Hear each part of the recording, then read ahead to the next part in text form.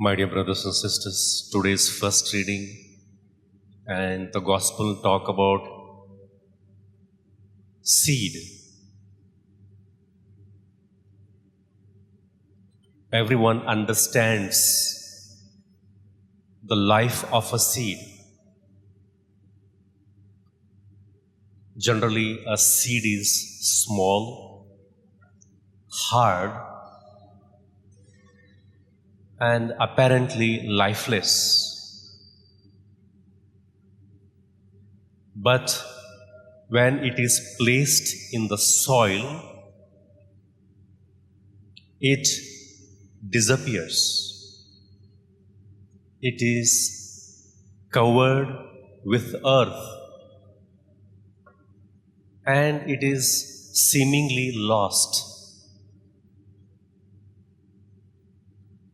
Yet, precisely there, in the darkness of the soil, life begins. A seed must surrender its old form in order to become something greater than itself.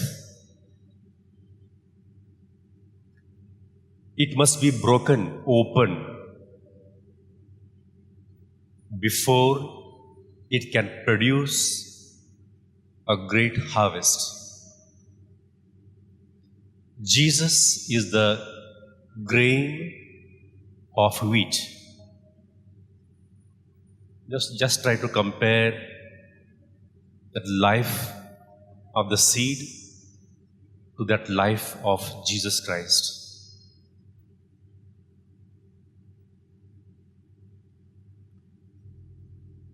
Jesus falls into the earth through his passion and death.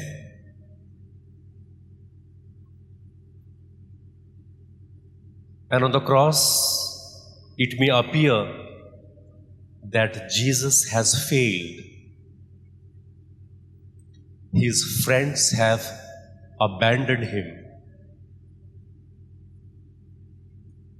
The enemy has defeated him.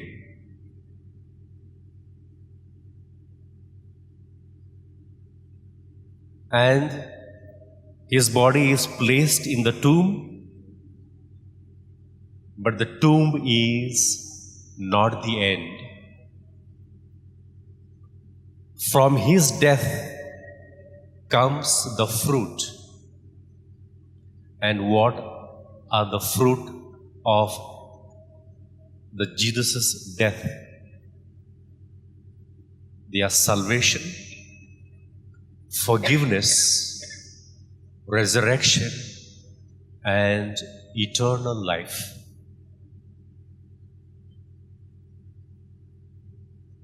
And my dear friends, no one took the life of Jesus, not the Roman soldiers, nor the Jews. In John 10, verse 18, Jesus says, "No one takes it away from me, but I lay it down on my own." In John 10:10, Jesus says, "I have come so that you may have life, life in abundance."